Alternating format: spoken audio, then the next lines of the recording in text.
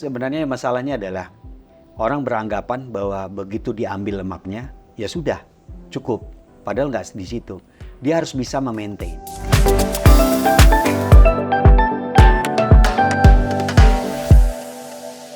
Halo Dokter Gwendy, apa kabar dok? Baik. Baik, sehat? Gimana kabar Mbak Yona?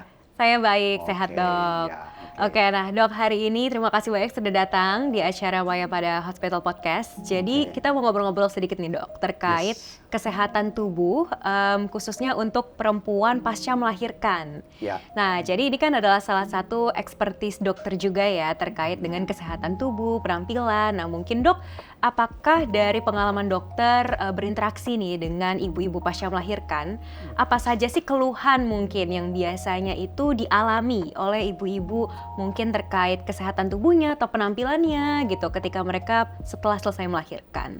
Ya banyak sih sebenarnya ya, tapi yang paling pasti itu kan kalau dari sisi kita melihatnya adalah bahwa dia itu mengeluh dengan adanya kelebihan kulit di perutnya biasanya. Perutnya buncit yang nggak mau berkurang-kurang setelah melahirkan.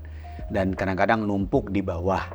Kemudian keluhan yang paling sering banyak juga adalah stretch mark. Ya. Ada baret-baret di pinggang sampai kadang-kadang di dekat sekitar udelnya.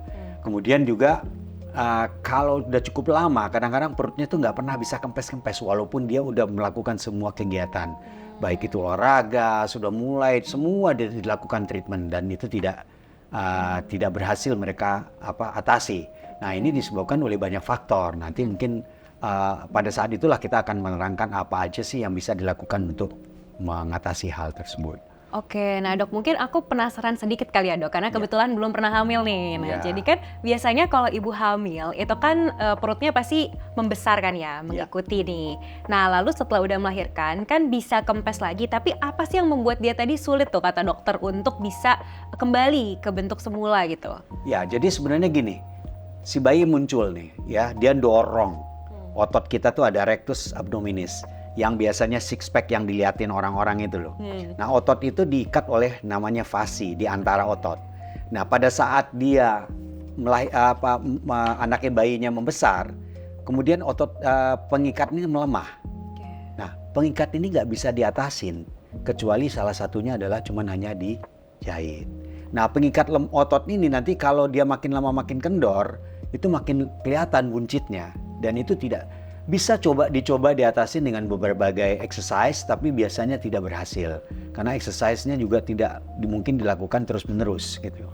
Oke, nah jadi dok, setahu saya kan sekarang ada beberapa jenis perawatan gitu yang bisa dilakukan untuk ibu-ibu perempuan setelah melahirkan supaya tadi ya kata dokter untuk bisa mengembalikan bentuk tubuh tadi karena mungkin sulit ya atau mungkin lama sekali kalau seandainya dengan exercise biasa. Nah boleh dijelasin nggak sih dok sekarang ada treatment-treatment apa saja sih yang tersedia terutama di rumah sakit gitu ya, kan sepertinya ada beberapa tuh seperti tummy tuck, liposuction, LAMS ya. Nah tapi mungkin kayak dokter lebih handal nih ngejelasinnya dari saya. Jadi sebenarnya gini, apa yang akan kita lakukan itu sesuai dengan keluhan. Pertama, kalau dia cuma hanya tumpukan lemak di daerah di bawah, itu kita bisa lakukan liposuction atau LAMS. LAMS itu adalah local anesthesia, artinya dia fully awake. Kalau tadi liposuction tadi kan adalah yang konvensional yang biasa kita kerjakan. Nah, kalau misalnya ototnya kendor, maka dua yang tadi, LAMS maupun liposuction, bukan opsi. Ya, opsi yang terbaik adalah lakukan tummy tuck. Tummy tuck itu tujuannya adalah untuk menghilangkan sebagian kulit yang berlebih, membuang stretch mark yang mungkin ada di bawah pusar kemudian dia ketarik. Kemudian satu lagi adalah mengencangkan otot perut. Nah, kalau otot perutnya udah kenceng, maka dia akan kelihatan perutnya menjadi lebih kecil. Dan itu permanen karena jauh lebih berhasil kalau dibandingkan dengan lakukan yang lipo tadi. Jadi tergantung penyebabnya apa. Kelebihan lemak, buang lemaknya. Kelebihan kulit, buang kulitnya. Kekendor otot nggak mungkin dilipo. Pasti harus dikencengin. Oke, tandanya itu jangan hanya berdasarkan keinginan, tapi juga penting untuk cek ke dokter dulu ya. Jadi harus kita cek dulu, harus kita lihat. Kalau memang ternyata ya seperti itu nggak bisa gitu loh. Jadi kadang-kadang pasien tuh ngotot, saya maunya ini doang, ya nggak mungkin. Jadi kita harus arahkan sesuai dengan kondisi pasien. Ya, karena tentu dokter pasti juga mementingkan segi medisnya ya. Ya, betul. Nah, jadi kita sebenarnya safety pasien, kemudian harus ada hasil terhadap pasiennya. Oke, nah dok, tadi kan ada beberapa jenis tuh, ada LEMS, liposuction, tummy tuck. Nah, tapi dok, saya dengar-dengar katanya LEMS itu tuh lebih direkomendasikan ya. Nah, itu mungkin boleh dijelaskan nggak dok, bedanya LEMS dengan liposuction yang mungkin lebih konvensional gitu? LEMS itu sebenarnya tujuannya adalah untuk membuat pasien itu menjadi comfort, nyaman. Kita lakukan karena itu kan pure ya, biasanya adalah lokal anestesi. Dengan lokal anestesi itu pasien bisa kita ajak ngobrol. Kemudian setengah jam berikutnya dia bisa langsung pulang. Dia nggak perlu pemeriksaan macam-macam. Pasien merasa nyaman, ya memang ada sakitnya pasti. Tetapi kalau dia tidak kuat ya dari awal kita lakukan dengan cara pembiusan sedasi ataupun bius umum. Nah, sedangkan liposuction konvensional itu mostly adalah dengan cara biasanya dengan sedasi atau bius umum. Dan kemudian ada perbedaan dari sisi teknik.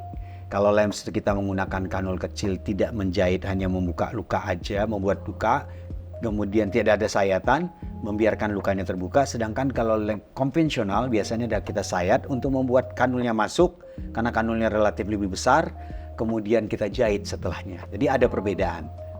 Tandanya LEMS itu tidak begitu intrusif ya kepada tubuhnya. Jadi yang pasti sayatan tidak banyak, tidak panjang-panjang ya maksudnya. Kalau tidak ada jahitan lah, kira. Oke, nah itu dok seandainya nih ada ibu-ibu yang mungkin tertarik untuk melakukan LEMS atau mungkin nggak usah ibu-ibu deh gitu atau si Mbak Yohana juga bisa. Oh, saya juga bisa ya. Iya, dimungkinkan dong. Iya.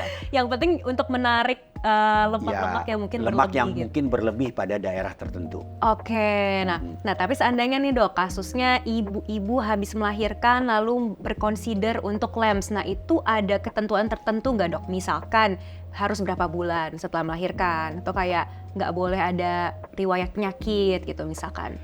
Konsensinya sih sebenarnya belum jelas ya, tapi biasanya kita pakai patokan di antara 4-6 bulan. Karena dalam 4 bulan itu biasanya masih ada gangguan daripada imbalance ya, jadi hormonal dan lain-lain sebagainya. Kemudian nanti juga kita belum tahu dia makan turun atau tidak. Jadi kita pakai batasan itu, karena nanti obat-obat yang masuk itu juga akan mempengaruhi terhadap si ASI ibu. Nah kita kan considernya kalau dia tidak menyusui, ya mungkin bisa direct. Why not? Tapi kan kadang-kadang kan dia masih menyusui. Pada saat sekarang ini orang semuanya masih menyusui lah sampai 4 bulan, 6 bulan. Nah kita considernya di situ. Tapi kalau dia bisa langsung ya mungkin sebulan, 2 bulan dia bisa kalau dia tidak menyusui sama sekali. Nah dok, seandainya nih orang ada yang mau LEMS. Nah itu tuh bagaimana caranya supaya hasil LEMS-nya itu bisa tetap terjaga. Jadi apakah mungkin ada cara-cara tertentu yang harus dilakukan atau sebetulnya setelah LEMS itu memang ya udah permanen aja gitu hasilnya atau tetap harus ada kayak treatment perawatannya gitu dok after treatment? Sebenarnya masalahnya adalah orang beranggapan bahwa begitu diambil lemaknya ya sudah cukup. Padahal nggak di situ. Dia harus bisa memaintain. Dia harus bisa menjaga supaya bentuk yang sudah bagus tadi, kan tujuannya adalah kontur, shaping. Ya, body shape, kontur, kemudian bentuk yang ideal. Udah dapet nih, dia harus jaga. Jaganya dengan cara apa? Diet, tetap. Olahraga. Yang kedua, diet, olahraga. Ketiga juga diet, olahraga. Cuman 2 macam. Jadi mau dicari apapun yang itu 2. Dan kalau itu tidak dia bisa maintain, tidak dijaga, maka dia akan kembali lagi. Jadi solusinya sebenarnya itu hanya instan. Tapi sebenarnya bukan solusi akhir, karena at the end adalah harus menjaga dengan cara yang tadi itu dijaga. Keep maintaining. Tandanya memang si treatment LEMS ini tuh hanya membantu untuk kayak instan aja. Yes. Ya. Tapi juga tidak permanen. Oke, karena memang harus tetap ada perubahan pola hidup juga ya dok ya tandanya. Nah dok, tadi kan dokter sempat mention nih tandanya sulit seandainya ada ibu pasca melahirkan yang mau merubah bentuk tubuh secara mungkin hanya olahraga saja gitu ya dok. Nah tapi bagaimana kemungkinannya seandainya tanpa treatment apapun lalu ingin mungkin mengurangi lemak gitu hanya dengan perubahan pola hidup atau pola makan gitu. Nah itu tuh apakah mungkin dan bagaimana kemungkinannya dok? Jadi gini, kalau dia udah yang tadi saya bilangin tadi bahwa ototnya udah kendor yang disebut dengan diastasis recti, ya udah dia harus terima apapun yang kita kerjakan dia tidak akan bisa menghasilkan yang bagus. Tetap akan perutnya buncit. Tetapi kan dia di daerah lain kan masih ada lemaknya. Nah mungkin kalau dia opsinya adalah considerationnya adalah insecure-nya untuk tangan, ya mungkin tangannya yang kita perbaiki atau kakinya. Tapi yang pasti perutnya mungkin dilakukan sesuatu tindakan yang at the end dia harus terima itu. Kalau enggak ya dia harus menerima posisi perutnya tetap seperti itu. Tandanya memang tergantung ya dok ya. Jadi seandainya ingin dirubah untuk bentuk perutnya yang mungkin sudah permanen itu bisa mengconsider treatment yang tersedia yaitu salah satunya LEMS ini. Iya. Nah mungkin terakhir nih dok, perlu takut nggak untuk melakukan treatment ini gitu? Sebenarnya sih enggak ya, karena yang tadi kita bahas adalah bahwa tujuan utama adalah safety patient first. Jadi kalau safety patient first kita tempatkan di titik yang paling utama dalam tindakan kita, maka at the end resultnya adalah untuk pasien baik, safety. Jadi orang takut sebenarnya adalah ada rasa nyeri, itu yang ditakutkan. Nah kalau ambang rasa nyerinya memang rendah, maka opsi berikutnya ada, ditambah dengan sedasi, tidurkan ya dengan obat yang masuk melalui infus, dan tetap pasien bisa pulang 2 jam setelahnya. Jadi sebenarnya opsinya ada. Kalau rasa nyeri pasti, dan pos tindakan nyeri nggak? Ya kadang-kadang ada yang merasakan nyeri, ada yang tidak sama sekali. Jadi it's individual. Oke, dan itu juga tergantung case by case mungkin. Ya, masing-masing individu sangat berbeda. Oke dok, nah jadi kan setahu saya nih, kita memang hanya bisa melakukan treatment LEMS ini hanya di LEMS Center Acacia 365 MC yang ada di FHJS, ya kan? Nah sebetulnya apa sih dok yang membedakan treatment LEMS ini? Kenapa dia harus di rumah sakit? Dan specifically kenapa harus melakukan ini juga di Acacia 365 MC dok? Oke, my friend and beloved, titipannya cuma sederhana. Kalau memang mau mengerjakan LEMS, kita kerjakan di rumah sakit. Kenapa rumah sakit? Karena memang rumah sakit itu fasilitasnya lengkap. In case of anything happen, setiap tindakan itu pasti punya risiko. Sekecil apapun operasinya. Dan risiko itu yang kita antisipasi. Kenapa kita merasa pasien itu kita anjurkan dikerjakan di Mayapada Hospital yang di Jakarta Selatan, karena kebetulan memang LEMS itu adanya di sini, karena fasilitasnya sudah mengikuti GCI. Jadi kita juga udah tahu bahwa apapun yang kita kerjakan semuanya ada standar internasional. Jadi kita harapkan ya kekhawatiran orang kalau dia di klinik biasa bisa diatasi kalau kita kerjakan di rumah sakit. Oke, terima kasih banyak ya dok. Terima kasih banyak Mbak Yohana. Yes, semoga ini insightful juga untuk Maya Friends. Ini insightful banget buat aku, dan ini juga LEMS ini bukan hanya untuk ibu yang baru melahirkan, tapi juga untuk semua sebenarnya bisa ya. Mbak Yohana ya, bisa saya juga banget. bisa. Nah mungkin nanti saya cek dulu nih lemak-lemak bergelambir. Udah kelihatan. Udah kelihatan ya dok. Kelihatan. Aduh, jadi ketahuan deh. Nah, oke, terima kasih banyak dok sekali lagi. Banyak. Nah, Maya Friends, semoga konten ini juga insightful ya untuk kalian. Seandainya teman-teman semua tertarik nih dengan konten-konten seputar perawatan tubuh dan juga kesehatan, jangan lupa subscribe terus YouTube Mayapada Hospital. Follow juga Instagram dan TikTok kita @mayapada_hospital, dan boleh like, share, and komen konten ini. Salam sehat Maya Friends!